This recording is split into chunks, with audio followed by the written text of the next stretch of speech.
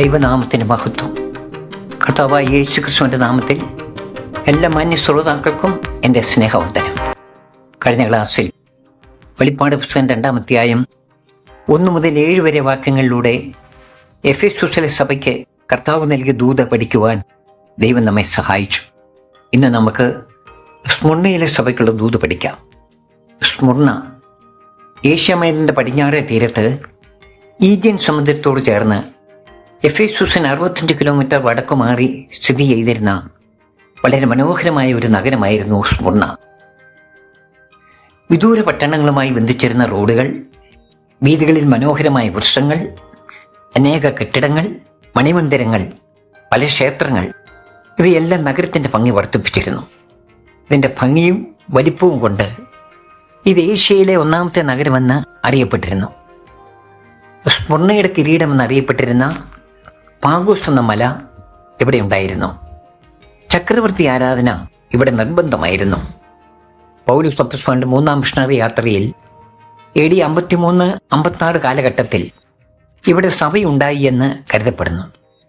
യോഹന്നാന്റെ ശിഷ്യനായിരുന്ന പോളികാർപ്പ് ഈ സഭയുടെ അധ്യക്ഷനായിരുന്നു.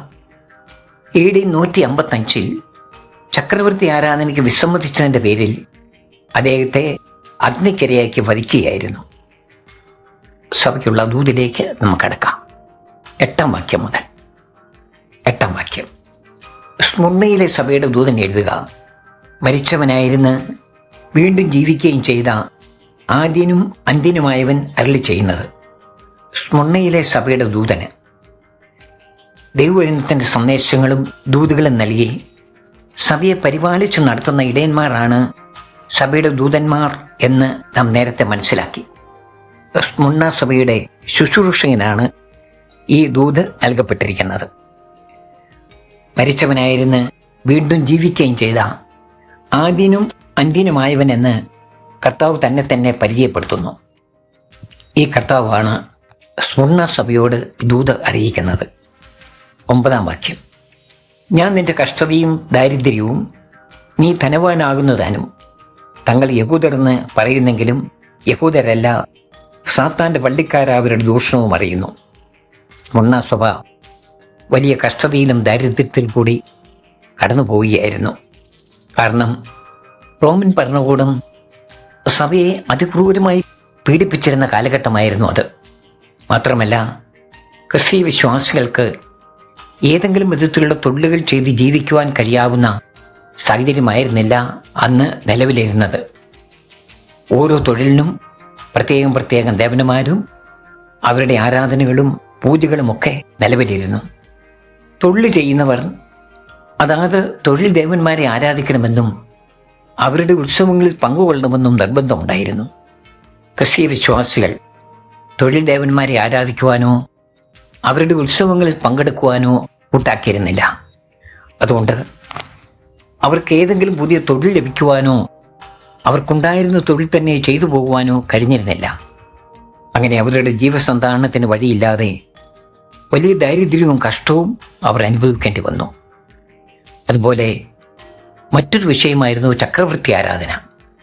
യോഹന്നാൻ അപ്പോസ്തലനെ പത്മോസിലേക്ക് നാടുകടത്തിയ റോമൻ ചക്രവർത്തിയായിരുന്ന ഡൊമേഷ്യൻ താൻ ജീവിച്ചിരിക്കുമ്പോൾ തന്നെ തനിക്ക് ക്ഷേത്രങ്ങൾ പണി കഴിപ്പിക്കുവാനും തന്നെ ദൈവമായി ആരാധിക്കുവാനും കൽപ്പന പുറപ്പെടുവിച്ച ആളായിരുന്നു. നിങ്ങളുടെ കർത്താവും ദൈവവുമായി ഡൊമേഷ്യൻ കൽപ്പിക്കുന്നത് എന്ന് പറഞ്ഞാണ് കൽപ്പന എഴുതിയിരുന്നത് തന്നെ. ക്രിസ്തീയ വിശ്വാസികൾ ചക്രവർത്തി ആരാധന നിരസിച്ചിരുന്നതിനാൽ വലിയ കഷ്ടവും പീഡയും ദാരിദ്ര്യവും അഭിമുഖീകരിക്കേണ്ടി വന്നു. ഇങ്ങനെ അവർ വലിയ കഷ്ടതയിലും ഞെരുക്കത്തിലും ദാരിദ്ര്യത്തിലുമായിരുന്നെങ്കിലും ദൈവവിഷയത്തിൽ അവർ സമ്പന്നന്മാർ ആയിരുന്നു. അവർ ആത്മീയ കാര്യങ്ങളിൽ ഉത്സാഹികളും വിശ്വാസത്തിൽ എരിവുള്ളവരുമായിരുന്നു. അതുകൊണ്ടാണ് സ്മുർണ സഭയെ നോക്കി കർത്താവ് പറഞ്ഞത്, നിനക്ക് കഷ്ടവും ദാരിദ്ര്യവും ഉണ്ടെങ്കിലും നീ സമ്പന്നനാകുന്നുവെന്ന്. അവർ മറ്റൊരു ദുരവസ്ഥ കൂടി അനുഭവിക്കുന്നുണ്ടായിരുന്നു: സാത്താൻ്റെ പള്ളിക്കാരുടെ ദൂഷണം. ആരാണ് ഈ സാത്താൻ്റെ പള്ളിക്കാർ? യഹൂദൻ എന്ന് സ്വയം അവകാശപ്പെടുന്ന സത്യനിഷേധികളായ യഹൂദന്മാർ തന്നെ. ഇവരെയാണ് സാത്താൻ്റെ പള്ളിക്കാരെന്ന് കർത്താവ് വിളിക്കുന്നത്. യോഹന്നാൻ സുവിശേഷം 8-ാം അധ്യായം 44 വാക്യത്തിൽ പിശാച് എന്ന പിതാവിൻ്റെ മക്കളെന്ന് കർത്താവ് ഇവരെ വിളിച്ചിരിക്കുന്നു. ഞാനിത് വായിക്കാം. നിങ്ങൾ പിശാച് എന്ന പിതാവിൻ്റെ മക്കൾ, നിങ്ങളുടെ പിതാവിൻ്റെ മോഹങ്ങളെ ചെയ്യുവാനും ഇച്ഛിക്കുന്നു. ക്രിസ്തുവിനെ സ്വീകരിക്കാത്ത യഹൂദന് ദൈവമുമ്പായുള്ള സ്ഥാനം നാം മനസ്സിലാക്കിയിരിക്കുന്നത് നല്ലതാണ്. ചില വചനങ്ങൾ ഞാൻ വായിക്കാം. റോമാലേഖനം 2:28-29 വാക്യങ്ങൾ. പുറമേ യഹൂദനായവൻ യഹൂദനല്ല, പുറമേ ജഡത്തിലുള്ളത് പരിച്ഛേദനയുമല്ല. അകമേ യഹൂദനായവൻ അത്രേ യഹൂദൻ, അക്ഷരത്തിലല്ല ആത്മാവിലുള്ള ഹൃദയ പരിച്ഛേദന അത്രേ പരിച്ഛേദന. അവന് മനുഷ്യരാലല്ല ദൈവത്താൽ തന്നെ പോഴ്ച ലഭിക്കും. ജന്മം കൊണ്ട് യഹൂദനാണെങ്കിലും പേരുകൊണ്ടും വേഷഭൂഷാദികൾ കൊണ്ടും യഹൂദനാണെങ്കിലും ന്യായപ്രമാണപ്രകാരം ജഡത്തിൽ പരിച്ഛേദനയേറ്റവനാണെങ്കിലും അകമേ ആത്മാവിലുള്ള ഹൃദയ പരിച്ഛേദന ഏൽക്കാത്ത യഹൂദൻ യഥാർത്ഥ യഹൂദൻ അല്ലെന്നാണ് അപ്പോസ്തലൻ ഇവിടെ പറയുന്നത്. ഇവരെയാണ് കർത്താവ് സാത്താൻ്റെ പള്ളിക്കാരെന്ന് വിശേഷിപ്പിക്കുന്നത്. യഥാർത്ഥ പരിച്ഛേദനക്കാർ ആരാണെന്ന് ഫിലിപ്പിയ ലേഖനം 3 വാക്യത്തിൽ അപ്പോസ്തലൻ വെളിപ്പെടുത്തുന്നു. ഫിലിപ്പിയർ 3:3 നാമല്ലോ പരിച്ഛേദനക്കാർ, ദൈവത്തിൻ്റെ ആത്മാവ് കൊണ്ട് ആരാധിക്കുകയും ക്രിസ്തു യേശുവിൽ പ്രശംസിക്കുകയും ജഡത്തിൽ ആശ്രയിക്കാതിരിക്കുകയും ചെയ്യുന്ന നാം തന്നെ. ന്യായപ്രമാണപ്രകാരം ജഡത്തിലുള്ള പരിച്ഛേദന ഏൽക്കാത്ത, മനസാന്തരപ്പെട്ട് ദൈവത്തിൻ്റെ ആത്മാവ് കൊണ്ട് ആത്മാവിനും സത്യത്തിലും ദൈവത്തെ ആരാധിക്കുകയും യേശു ക്രിസ്തുവിൽ ആനന്ദിക്കുകയും ചെയ്യുന്ന ദൈവമക്കളാണ് യഥാർത്ഥ പരിച്ഛേദനക്കാർ എന്ന അപ്പോസ്തലൻ ഇവിടെ സമർത്ഥിക്കുന്നു. ഈ വിഷയത്തോടുള്ള ബന്ധത്തിൽ ഒരു വചനഭാഗം കൂടെ ഞാൻ വായിക്കാം. റോമാലേഖനം 9:6-8 വരെ വാക്യങ്ങൾ. ദൈവവചനം വൃഥാവായി പോയി എന്നല്ല, ഇസ്രായേലിൽ നിന്ന് ഉത്ഭവിച്ചവരെല്ലാം ഇസ്രായേലിയർ എന്നും അബ്രാഹാമിൻ്റെ സന്തതിയാകയാൽ എല്ലാവരും മക്കളെന്നും വരികയില്ല. ഇസ്ഹാക്കിൽ നിന്ന് ജനിക്കുന്നവർ എൻ്റെ സന്തതി എന്ന് വിളിക്കപ്പെടും എന്നേയുള്ളൂ. അതിൻ്റെ അർത്ഥമോ, ജഡപ്രകാരം ജനിച്ച മക്കളല്ല ദൈവത്തിൻ്റെ മക്കൾ, വാഗ്ദത്തപ്രകാരം ജനിച്ച മക്കളെ അത്രേ സന്തതി എന്ന് എണ്ണുന്നു. ഇവിടെ 2 സദൃശ്യങ്ങളെ ചൂണ്ടിക്കാണിച്ചുകൊണ്ട് യഥാർത്ഥ ഇസ്രായേലിയർ ആരാണെന്ന് അപ്പോസ്തലൻ തെളിയിക്കുകയാണ്. ജഡപ്രകാരം ഇസ്രായേലിൽ നിന്നും ഉത്ഭവിച്ചു വരുന്നവർ യഥാർത്ഥ ഇസ്രായേലല്ലെന്നും അബ്രാഹത്തിൽ നിന്നും ജനിച്ചതുകൊണ്ട് മക്കളാകില്ലെന്നും വാഗ്ദത്തപ്രകാരം ജനിച്ച മക്കളാണ് ദൈവത്തിൻ്റെ മക്കളെന്നും അപ്പോസ്തലൻ സമർത്ഥിക്കുന്നു. അവരാണ് ദൈവത്തിൻ്റെ ഇസ്രായേൽ, അല്ലെങ്കിൽ ദൈവത്തിൻ്റെ സഭ. ജഡപ്രകാരം ഇസ്രായേലിൽ നിന്നും ഉത്ഭവിച്ചു വന്ന സാത്താൻ്റെ പള്ളിക്കാരായ യഹൂദന്മാർ സ്മുർണ്ണസഭയെ ദുഷിക്കുകയും പരിഹസിക്കുകയും നിന്ദിക്കുകയും ചെയ്തുകൊണ്ട് അവരെ ഉപദ്രവിക്കുകയാണ്. 10 വാക്യം. നീ സഹിപ്പാനുള്ളത് പേടിക്കണ്ട, നിങ്ങളെ പരീക്ഷിക്കേണ്ടതിന് പിശാച് നിങ്ങളിൽ ചിലരെ തടവിലാക്കുവാൻ പോകുന്നു. 10 ദിവസം നിങ്ങൾക്ക് ഉപദ്രവമുണ്ടാകും.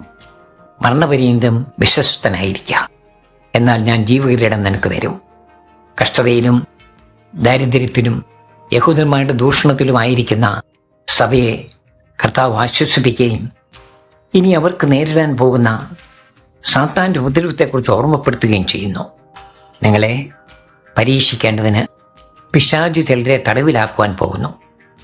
സ്മുർണ്ണ സഭയിലെ ചില വിശ്വാസികൾ റോമൻ പടയാളികളെ പിടിക്കപ്പെട്ട് തുറങ്കിൽ അടയ്ക്കപ്പെടുവാൻ പോകുന്നുവെന്ന് കർത്താവ് സഭയ്ക്ക് മുന്നറിയിപ്പ് കൊടുക്കുന്നു. ഇതിൻ്റെ പിന്നിൽ പിശാച് ആണ് പ്രവർത്തിക്കുന്നതെന്നും അത് നിങ്ങളെ പരീക്ഷിക്കേണ്ടതിനാണെന്നും കർത്താവ് സഭയെ ഓർമ്മിപ്പിക്കുന്നു. 10 ദിവസം നിങ്ങൾക്ക് ഉപദ്രവം ഉണ്ടാവും. 10 ദിവസം വളരെ ചെറിയൊരു കാലഘട്ടത്തെ സൂചിപ്പിക്കുവാൻ പ്രതീകാത്മകമായി ഉപയോഗിച്ചിരിക്കുകയാണ് 10 ദിവസം എന്നത്.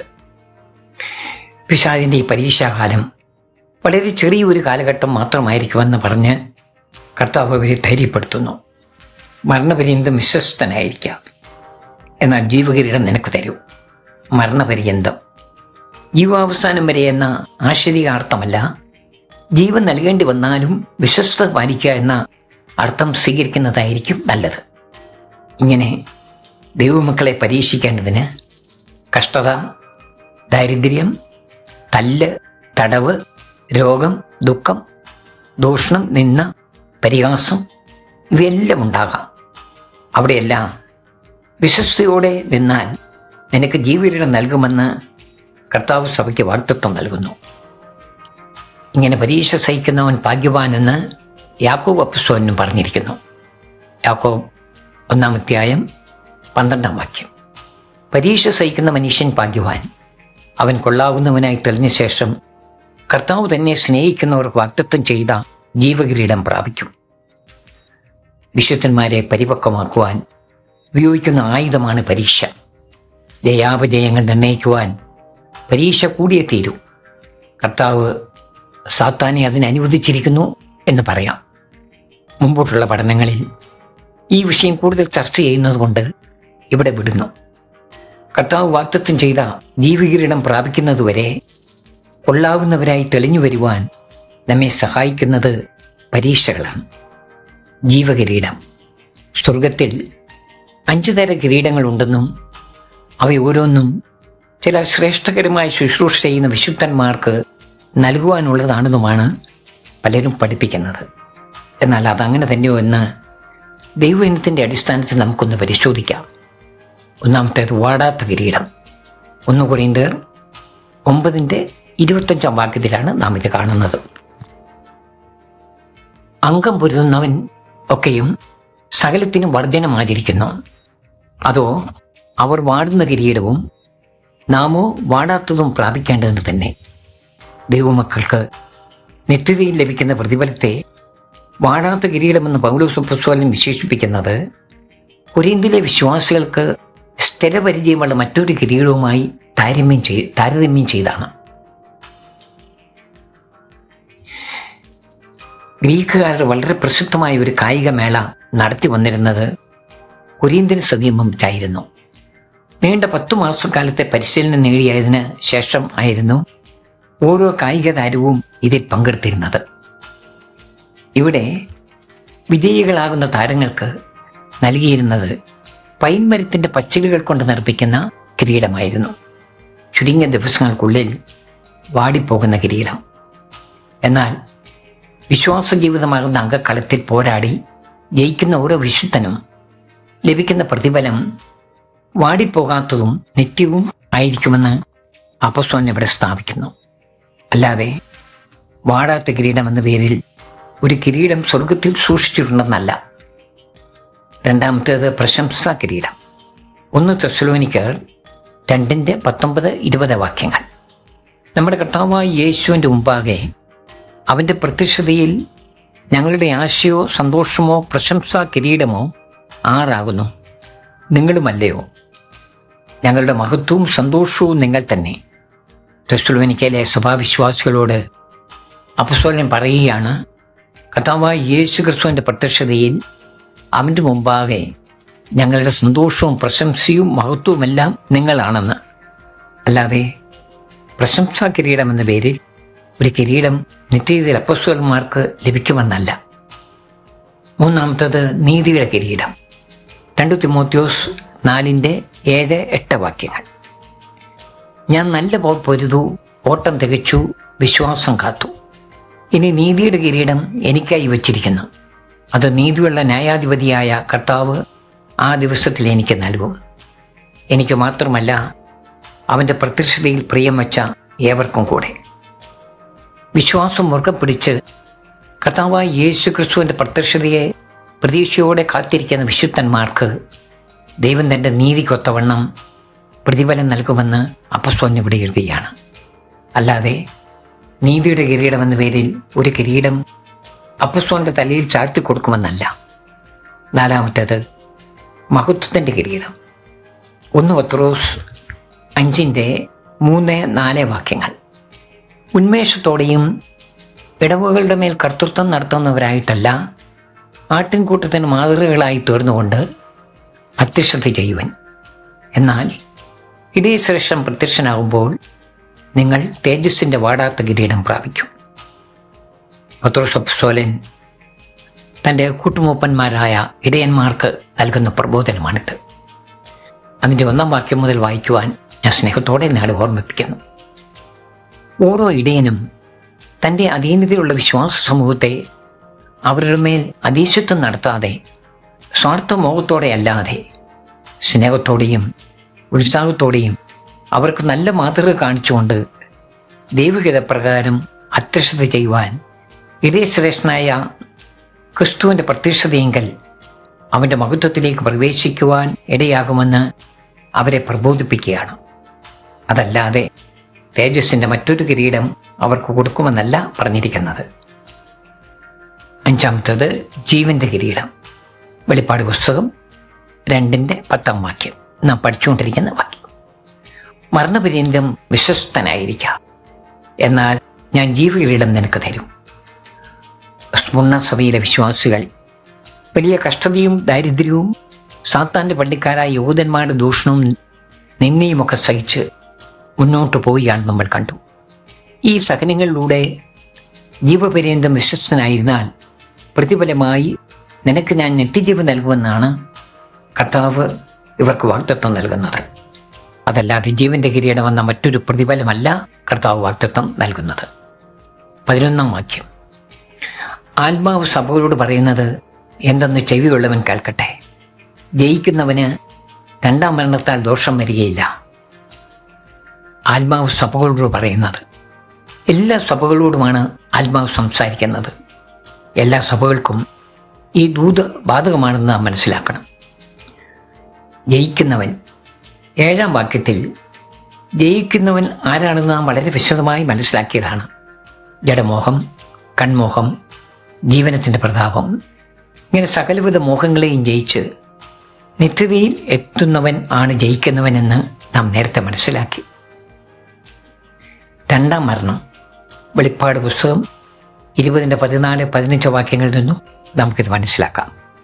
മരണത്തെയും പാതാളത്തെയും തീപ്പൊയ്യിൽ തള്ളിയിട്ടു. ഈ തീപ്പൊയ്ക രണ്ടാമത്തെ മരണം. ജീവപുസ്തകത്തിൽ പേരെഴുതി കാണാത്ത ഏവനെയും തീപ്പൊയ്യിൽ തള്ളിയിടും. അന്ത്യദിനത്തിൽ സകല മനുഷ്യരെയും ദൈവം ന്യായമതിച്ച് നീതി ചെയ്തവരെ നിത്യജീവനിലേക്കും അനീതി ചെയ്തവരെ നിത്യാഗ്നിയിലേക്കും പ്രവേശിപ്പിക്കും. ദൈവമക്കൾ ഒന്നാം മരണത്തിൽ നിന്നും ഉയർത്തെഴുന്നേറ്റ് നിത്യജീവനിലേക്ക് പ്രവേശിക്കുമ്പോൾ ജീവപുസ്തകത്തിൽ പേരെഴുതി കാണാത്ത ദുഷ്ടജനം ഒന്നാം മരണത്തിൽ നിന്നും ഉയർത്തെഴുന്നേറ്റ് നിത്യമരണത്തിലേക്ക് പ്രവേശിക്കും. മരണത്തിൽ നിന്നും മരണത്തിലേക്ക്. ഇതാണ് രണ്ടാം മരണം. കർത്താവ് ഒരു കുറ്റവും പറയാത്ത സഭയാണ് സ്മുർണ്ണ സഭ. മറ്റൊന്ന് ഫിലദൽഫിയ സഭ. സ്മുർണ്ണ സഭ കഷ്ടതയിലും ദാരിദ്ര്യത്തിലുമായിരുന്നിട്ടും ദൈവവിഷയത്തിൽ സമ്പന്നരായിരുന്നതുപോലെ നമ്മുടെ പ്രതികൂലങ്ങളുടെ നടുവിൽ ആത്മീയ സമ്പന്നതയോടെ വിശ്വസ്തരായി നിന്ന് ക്രിസ്തുവിനെ സേവിപ്പാൻ ദൈവം നമ്മെ സഹായിക്കട്ടെ എന്ന് പ്രാർത്ഥിച്ചുകൊണ്ട് ഇന്നത്തെ ക്ലാസ് ഇവിടെ അവസാനിപ്പിക്കുന്നു. എന്നെ ശ്രവിച്ച എല്ലാവർക്കും ക്രിസ്തു യേശുവിൻ്റെ നാമത്തിൽ നന്ദിയും സ്നേഹവും അറിയിക്കുന്നു. Praise the Lord.